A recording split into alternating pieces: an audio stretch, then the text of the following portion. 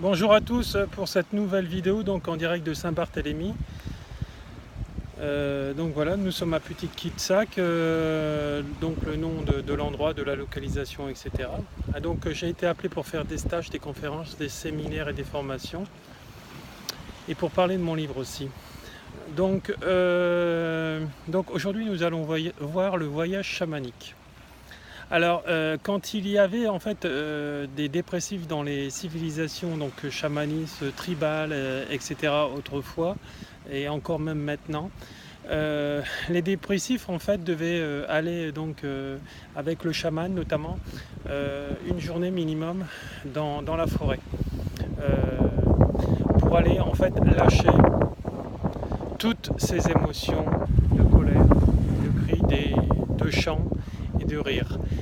Par rapport à tout ça, il devait rentrer en fait en connexion avec son être divin, donc le plan de l'âme, qui lui permettait en fait d'aller libérer euh, toutes ces souffrances, toutes ces émotions qu'il avait générées à l'instant T. Alors pour cela, en fait, ça lui permettait de retrouver sa nouvelle orientation dans sa vie, vu que souvent il avait eu comme nous tous, un problème soit affectif, professionnel ou amical qu'il n'avait pas su gérer et avait préféré en fait laisser le pouvoir à l'autre. Alors dans chaque civilisation, il y a des gens qui sont très éveillés, d'autres éveillés et d'autres pas du tout cartésiens. Alors en fait, dans le chamanisme notamment,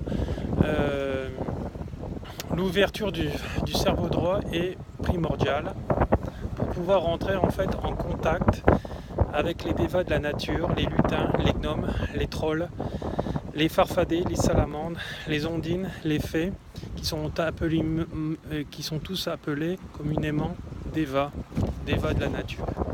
À chaque fois que je faisais en fait un voyage chamanique, j'ai eu l'occasion en fait de refaire des quêtes de vision et d'autres expériences mystiques intenses et fantastiques. Ça me permettait de reprendre en fait contact avec le divin qui est en moi et qui est là en fait pour m'aider par rapport à ma vie. Alors pour sortir en fait des maux des maux du corps, de la maladie, il est impératif en fait de sortir du cerveau gauche et de s'ouvrir au monde spirituel. En fait, quand je rencontre des personnes déprimées ou malades, je leur conseille toujours de partir dans la nature, faire une quête de vision. Donc, c'est-à-dire, c'est un voyage chamanique. Les résultats sont toujours en fait extraordinaires quand une personne trouve un grand rêve en fait grâce à ce voyage et qu'elle n'est plus coupée en fait de son âme. Elle ne vit plus en fait la confusion, les peurs, la tristesse, les incompréhensions, la dépendance. Et en fait de compte, elle lâche à l'instant T en fait tout son mal. Elle suit en fait la direction intérieure car elle suit son instinct. Elle suit son instinct. J'ai vu en fait partir des gens malades et revenir chaman dans mes stages, car en fait ils avaient pris contact en fait avec leur sens sacré, leur vraie nature profonde. Donc voilà, je vous montre un peu cette baie là qui est magnifique.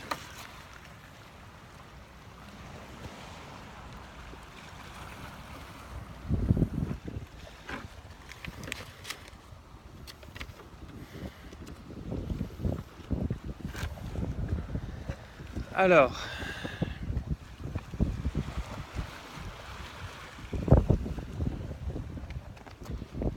je vais vous dire l'heure à peu près. Il est 16h, donc heure de Saint-Barth, ça veut dire qu'il est 6 heures de plus chez vous.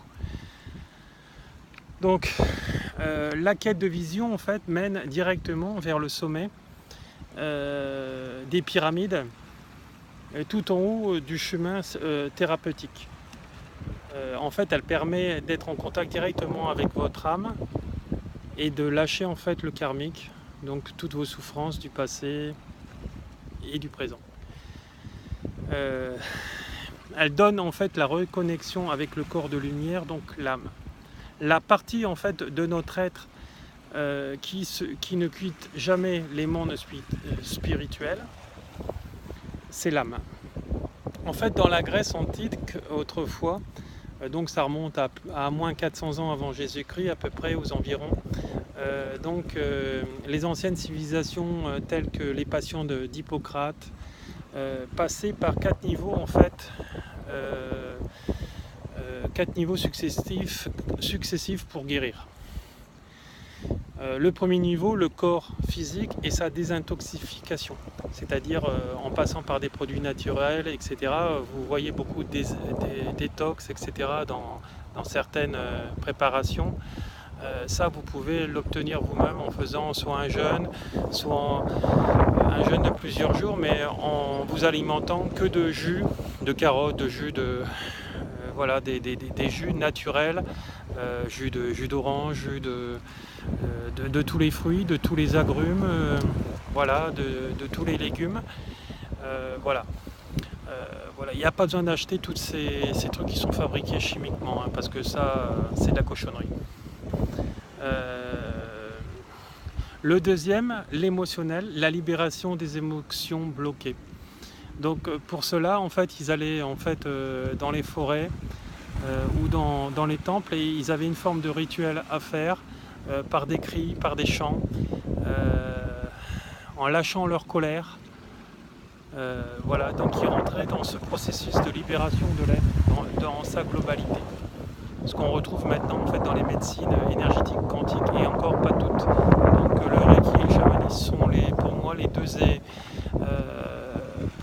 moi les deux thérapies qui sont les plus puissantes à l'heure actuelle sur le plan des énergies. Voilà, c'est pour ça que j'en suis passionné. Le troisième, le corps mental, la dépollution des formes de pensée limitées, donc c'est-à-dire liées à l'éducation, au conditionnement de la société. Parentale, éducative, l'école, la société, voilà, les dogmes, tout ce qui est doctrine, les religions, voilà, qui sont plus dans les peurs que dans la libération de l'être, etc. Donc ça passait par ces processus. Et le quatrième niveau, le niveau spirituel, par une vision chamanique, donc par un voyage chamanique. En fait, cet exemple montre bien que le chamanisme est à l'origine de toutes les traditions médicales de l'histoire, et donc ça remonte à des temps très anciens, hein, voilà, et que ça reprend en fait la connexion en fait avec notre être divin, puisque si on en croit en fait les populations lémuriennes et atlantes, qui ne sont pas des mythes, qui ont bien été réels, mais qu'on a malheureusement pour certains retrouvé aucune trace. On n'a pas voulu retrouver l'historique en fait de ces civilisations et qui ont été mis au niveau des mythes. Alors en fait, ces populations comme celles des Mayas, des Aztèques et des Incas ont été menées à leur perte, puisque leur savoir général, c'est-à-dire scientifique général, les a menés à leur propre destruction et à la destruction en fait de leur terre, puisque ça a été englouti par l'océan Atlantique. Après, c'est les gens qui étaient partis, parce qu'il y en a qui ont arrivé à fuir, ont arrivé à immigrer en fait dans les parties tibétaines, Shambhala notamment. Shambhala c'est sur le plan énergétique, c'est pour ça qu'on n'a jamais retrouvé cette cité. Au niveau des pyramides, au niveau de l'île de Pâques, etc. Et donc on se rend compte que en fait toutes ces civilisations sont déjà beaucoup plus en avance que nous-mêmes. Il ne faut pas oublier, et on n'en sait qu'un quart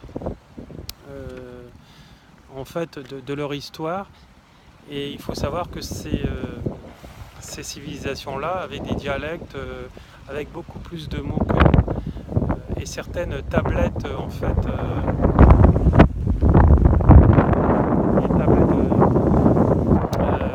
historiques qui retraçaient en fait leur civilisation, qui nous ont laissé, ne sont toujours pas déchiffrées à l'heure actuelle.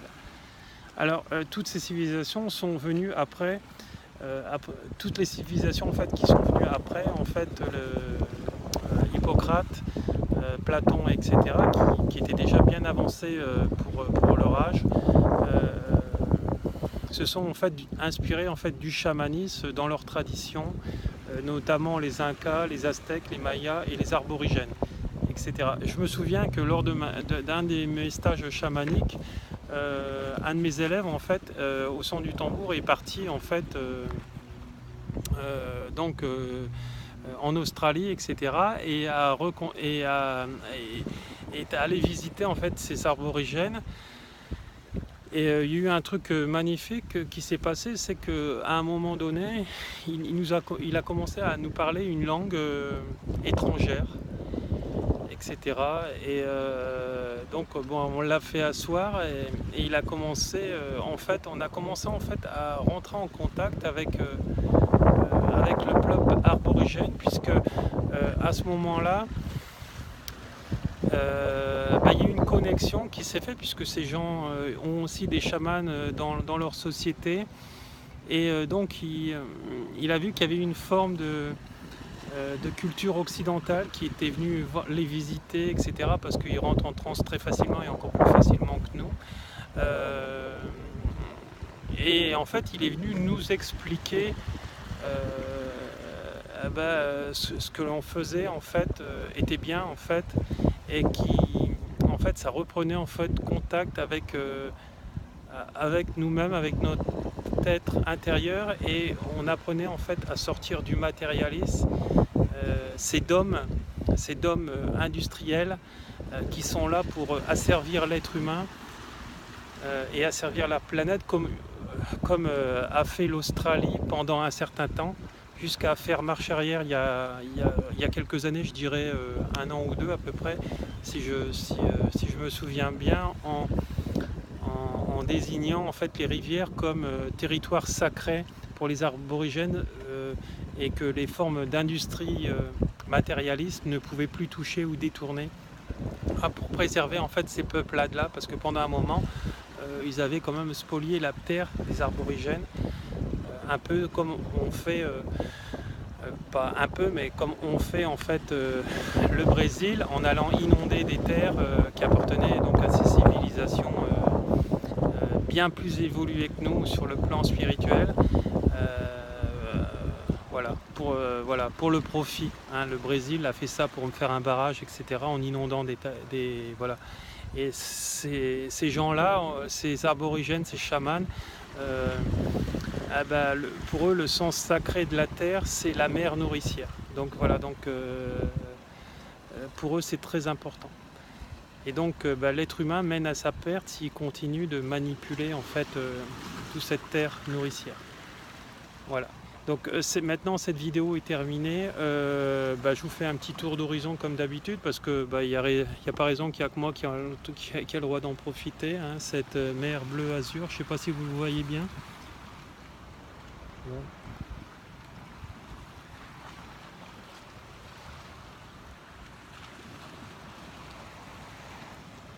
Voilà, tout à l'heure j'irai peut-être faire une petite baignade. Voilà, vous retrouverez en fait tous les renseignements sous cette vidéo, comment me joindre, mes séminaires, mes stages, mes formations aux quatre coins du globe, et tout ce que vous aurez besoin, même mon livre dédicacé. Tiens, je vais vous remonter la petite pochette avant de clôturer cette vidéo, si je la retrouve. Non, je ne l'ai pas prise. Bon, ça sera pour une prochaine. Voilà. Vous la retrouvez sous d'autres vidéos, ma vidéo sur mon livre, et puis la pochette de mon livre sous les autres vidéos. Merci, au revoir et bonne soirée à tous.